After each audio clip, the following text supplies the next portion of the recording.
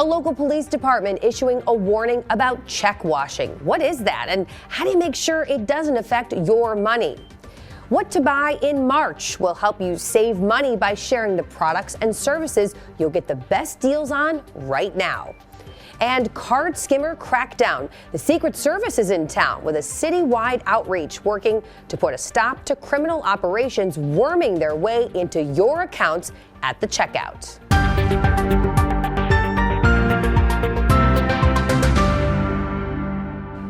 Welcome to the Watchdog. I'm Jen Pachano. Here we protect consumers, share warnings and alerts, and help save you money.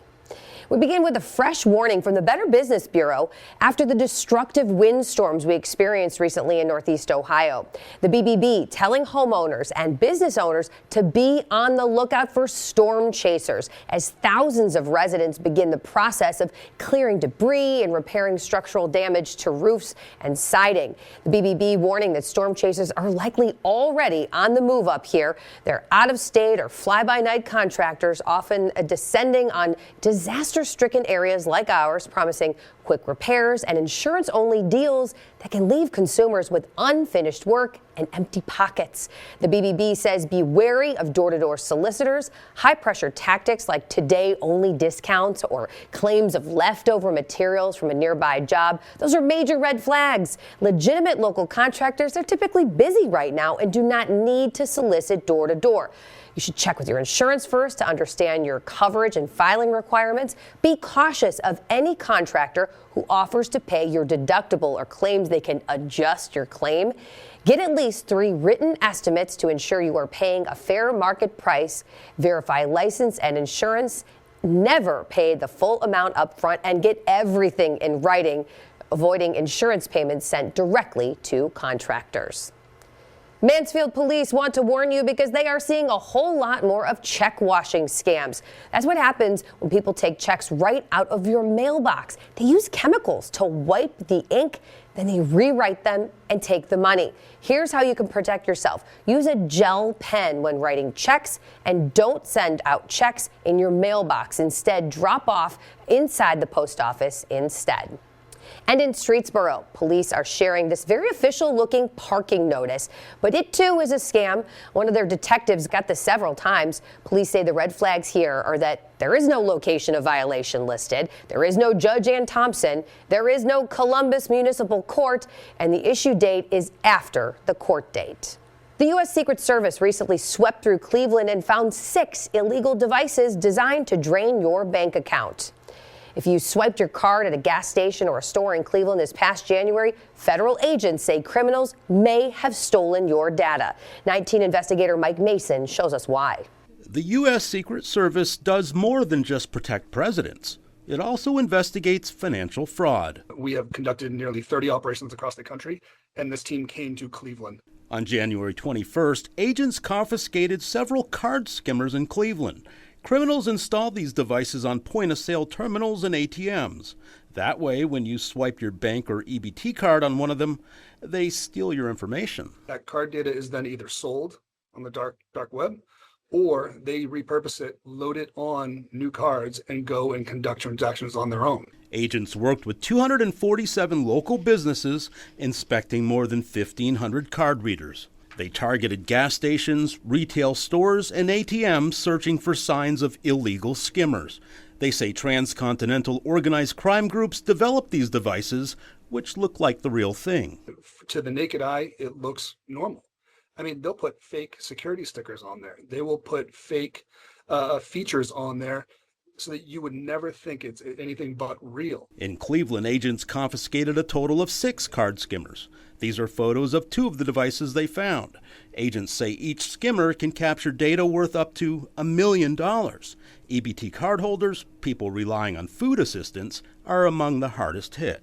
Think about the number of victims that aren't going to feed their families, that aren't going to pay their rent, aren't going to pay their utilities. How would somebody know that there was a skimmer on one of these machines?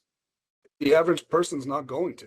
The technology these groups have developed is very, very good. I think they're consistently looking for new ways to steal. The investigation is ongoing. So far, no arrests have been made. The USDA's Inspector General's office is processing data from those confiscated skimmers. They say it could help them identify some victims. Agents have some tips on ways to avoid becoming one. First, try using a credit card instead of an ATM card. It's also good to insert your chip instead of swiping the card, and better yet, use the tap to pay option. Mike Mason, 19 News. The Ohio Attorney General's office was busy this month during National Consumer Protection Week, touring the state and spreading the word that it's not just seniors and the elderly who have to worry about getting scammed. Research shows people in their 20s, 30s, 40s, and 50s are scammed more often than folks in their 60s, 70s, and 80s. Ryan Lippy with the Ohio Attorney General's office says scammers often pretend to help coach victims step by step. These scammers are going to be your help desk for getting scammed. They know exactly what they need to do to get your money for nothing. They know exactly what they need to do to get at your financial information that they can use for identity theft or to post on the dark web. There are Bitcoin ATMs at obscure, smaller towns in Ohio, just like there are in the city of Cincinnati, city of Cleveland, city of Columbus. So it's very important to know that you are not immune, to take these scam suggestions seriously. Coming up on the Watchdog, there's a scam that's really climbing in Cuyahoga County lately. It's targeting people who've recently had a family member locked up in jail. They're promising something they can't deliver, getting your loved one out, and they're taking your money in the process.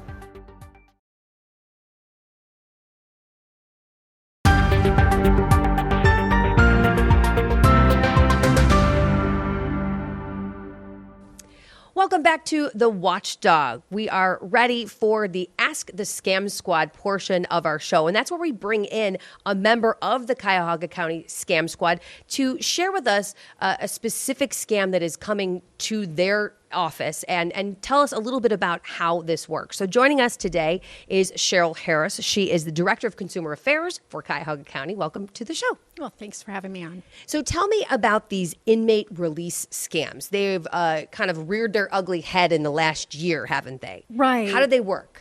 Well, sheriffs across the county, including ours, have gone to using apps that will tell you who's booked in real time. And what scammers are doing is they're grabbing that information about inmates. They're squirreling around with all the data that's out there about us, trying to find family members. So within an hour of having someone booked into the jail, the scammers are on the line saying, I'm a deputy, your loved one is in jail, and we can get them out early by you paying for an ankle monitor or an early release program, or sometimes it's bond, but usually it's some sort of special program. And so a lot of these families, they don't have the money to do it right away. So they're calling other family members, they're pooling their money, they're sending it off, and it's going to a scammer. And by the time that person actually goes to court and bond is set, they don't have the funds to release them. Oh, it's so sad. And this is different than some of these other kind of similar scams because these people are really they really have been arrested. It's not something where, you get a phone call from a scammer and they say, your grandson's been arrested. And you say, no, my grandson's downstairs. Like these are real people who are in trouble with the law. Right. It really is far more believable, isn't it? Because it of is, that. because if you get on that app, you find out it's true that Sonny was arrested. And now you've, got to get him out. How much of a, I guess, trend or trajectory is this? Are you seeing quite a few of these lately? Well, yes, they're just climbing. Really? And a lot of times what will happen is they'll contact a family member, and it might be a parent or someone, just anyone that can connect with that person. And then the person gets it, and then they send it to like the person's boyfriend or girlfriend or wife or something. It's like they're sending it. So by the time it gets to another family member who may be, trying to pull together funds, they think it was vetted because you're getting it from people you trust. You're getting it from people you trust. Wow. And if you go on the app and you look, you can see really that person really is in jail. It's so scary to me. So if you do have somebody in your family who has been arrested and you do get one of these phone calls, what should somebody do? What are you advising people who Cuyahoga County, residents who are being targeted for stuff like this? Well, first of all, if you get a call from someone who says they're law enforcement and they're trying to broker a payment for anything, whether it's bond, bail, fines, fees, ankle monitors, hang up, because real cops don't do that. They do not have time. They are investigating serious crimes. They're not collecting fees. Okay. So anytime you get a vague message from someone who says they're a deputy and they need to talk to you about some legal matter, hang up the phone. If someone is booked into jail, they will get their phone call. But quick civic lesson, you don't get bonded out or any kind of release until you go to court. Okay. And so Cuyahoga County just started a program that allows online bond posting, and your loved one will be there if they are eligible. And it's cuyahogacounty.gov/COC for clerk of courts. Okay. And you'll see online bond posting. So go there. So hang up, go to that website. Can you repeat that again? Yeah, it's cuyahogacounty.gov/COC. Okay. And then if you get one of these other calls, just remember, no deputies, no law enforcement of any kind ever calling to talk about payments. That just does not happen. And they're not collecting either at that point. Like, that's just not their job. That's right. I mean, to pay, you have to go through the courts. Right, that's what I'm saying. A deputy is not going to collect money from you. Right. So that's definitely a red flag. Also, another red flag, always urgency, right? Is there a sense of urgency in these phone calls? A lot of times they're playing on emotional heartstrings. So Sure. there was one woman who was booked into the jail. She had children, and they found a parent or someone, and they said, well, we want her to be able to get back so that she can care for her babies. Oh, sure. Like, it's important, because they're trying to reflect whatever levers they can pull for family. And that information is out there, so they know, so it Yes. is accurate. They're not just guessing that this person has young children. Right. They There's know. so much information out there available for all of us. Right. So they can very easily put the pieces together and call people who are in that person's family in some way or another. Sure. So what is it that people can do to protect themselves from becoming victims of this? Just remember, you're going to hang up anytime someone calls you and they say that they're a deputy and that you or someone that you love is in trouble, and just hang up, because that's really not a conversation that you're going to have over the phone with a deputy. That's really not going to happen that way. Yeah, you have to see through that emotion at that point, which can be hard to do, and that's understandable. Yeah, and I think during the pandemic, we all got conditioned somehow that everything was going to be phone and remote, but that's not true. really happening now. Yeah. So that's not the case anymore. Right. So if somebody says, I was the victim of this, or I think I was targeted for this kind of scam, how and where should they report it? Because we know, giving law enforcement and organizations like the Scam Squad as much information as possible really helps them, stop them in their tracks. Where should they report these things? well, if they can contact their payment and try to stop the payment, that'd be great. And either way, call Scam Squad 216-443-7226. Okay. Thank you so much, Cheryl. You're welcome. If you have a question for the Scam Squad or think you have been the target of fraud, email us at thewatchdog@woio.com. Well, it's time to get away and get out of this cold weather, right? Coming up, we have places you can still get a great deal on spring break travel.